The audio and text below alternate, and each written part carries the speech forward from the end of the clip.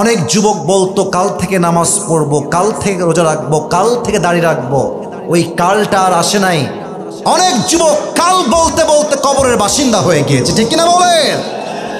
हुए नामवर बेनिशा कैसे कैसे, जमी खा गई नौजुआ कैसे कैसे, जगह जी लगाने की दुनिया नहीं है, ये इबरत की जा है तमाशा नहीं है। तुझे पहले बचपन ने बरसों खिलाया, जवानी ने फिर तुझको मजनू बनाया, अजल तेरा कर देगी बिल्कुल सफाया, जगह जी लगाने की दुनिया नहीं है, ये इबरत की जा है तमाशा नहीं है। এই দুনিয়ার পুরো জীবনটাই হচ্ছে আখিরাত গোছানোর জায়গা। এই দুনিয়ার জীবনটা তামাশার জায়গা নয়, ঠিক কিনা বলে?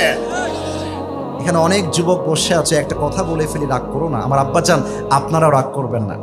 আমি যদি এখান থেকে নেমে যাই, ওয়াচ করা অবস্থায় নেমে যাই, আর আগে বলছি রাগ করবেন না, যদি আমি পকেটে হাত দিই অনেকের পকেটে, এখন এই মাহফিলে অনেকের পকেটে বিড়ির প্যাকেট বের হবে, এখনই বের হবে। আমি কি ভুল বললাম না ঠিক বললাম? বলেন বলেন বলেন। আমি যদি এখন নেমে যাই ওয়াজ মাহফিলের স্টেজ থেকে, যুবকের মোবাইল ফোনটা চেক করি, এই দেখেন আমার দিকে তাকান, এখন যদি আমি চেক করি আমি দেখতে পাবো যুবকটা মাহফিলে বসার জাস্ট 5 মিনিট আগে তার গার্লফ্রেন্ডকে মেসেজ করেছে, এখান থেকে মেসেজ করেছে। হ্যাঁ, হাসতেছেন আপনারা, আমি হাসির কথা বলি নাই, আমি হাসির কথা বলি নাই।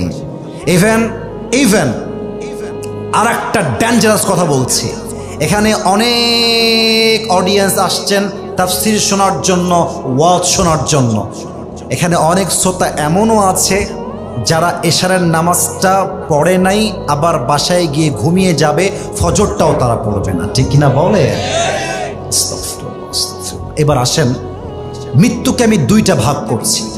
এক, the death of people those who perform the salah. দুই হচ্ছে the death of people those who do not perform the salah. এক হচ্ছে নামাজি বান্দার মরণ, আর এক হচ্ছে বেনামাজি বান্দার মরণ। নামাজি বান্দার মরণ যখন আসবে, আমার দিকে দেখবেন, মালাকুল মওতের দেহের জামার রং হবে ধবধবে সাদা, মুখে থাকবে লম্বা লম্বা চাপ দাড়ি। মালাকুল মওতের দেহের চামড়ার রং হবে সাদা ধবধবে ফর্সা। মালাকুল মওত নামাজি যুবক, নামাজি মা, নামাজি মুরব্বির সামনে দাঁড়িয়ে ডাক দিয়ে বলবে, ইয়া আইয়াতুহান নাফসুল মুতমাইন্না উখরুজি ইলা মাগফিরাতিল্লাহি ওয়া রিজওয়ানি। এই নামাজি বান্দা, আসো, বের হয়ে আসো। নামাজি বান্দা ডাক দিয়ে বলবে, বের হব কোথায়, যাব কোথায়, আমার গন্তব্য কোথায়? মালাকুল মওত বলবে, ইলা মাগফিরাতিল্লাহি ওয়া রিজওয়ানি। আসো, বের হয়ে আসো, আল্লাহর জান্নাত আর ক্ষমা তোমার অপেক্ষায় বসে আছে। সুবহানাল্লাহ পড়বেন না আপনারা? আচ্ছা, পার্বতীপুরের ভাইরা দেখেন তো আমার হাতে, এইটার নাম কি? এত আস্তে বললে কি বোঝা যায়? এটার নাম কি?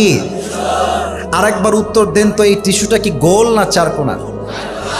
আরেকবার, গোল না চারকোনা?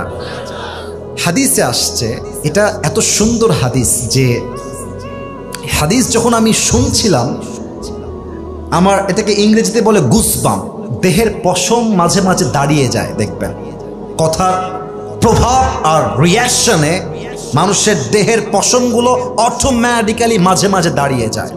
হাদিসটা হচ্ছে এইরকম, নামাজি বান্দার রুহু যখন মালাকুল মওত কবজ করবে, তার রুহুটাকে বের করে কাফাম মিন আকফানিল জান্নাহ ওয়া হানুত মিন হানুতিল জান্নাহ, নামাজি বান্দার রুহুটাকে দুনিয়ার থেকে জান্নাত পর্যন্ত নেওয়ার জন্য আল্লাহ তাআলা জান্নাত থেকে একটা লাল স্পেশাল রেশমি রুমালের কাপড় জান্নাত থেকে দুনিয়াতে পাঠিয়ে দিবে। সুবহানাল্লাহ, আল্লাহু আকবার, কি সম্মান নামাজি বান্দার। এবার আসেন, বেনামাজির মৃত্যু কতটা ভয়ঙ্কর হবে। যে যুবকদের মোবাইল ফোনে পর্নোগ্রাফি আছে, যে যুবকরা এখন পর্যন্ত হারাম রিলেশনশিপে আছো, যে মুরব্বীরা এখন পর্যন্ত বিড়ির নেশা ছাড়তে পারেন নাই, আপনারা আমার এই ওয়াজ না শুনে একটা যুবক, একটা মুরব্বী ঠ্যাং পা এখান থেকে নড়াইতে পারবেন না, ঠিক কিনা বলে? বেনামাজি বান্দার সামনে যখন মালাকুল মওত আসবে, তার এই দেহের চামড়ার রং হবে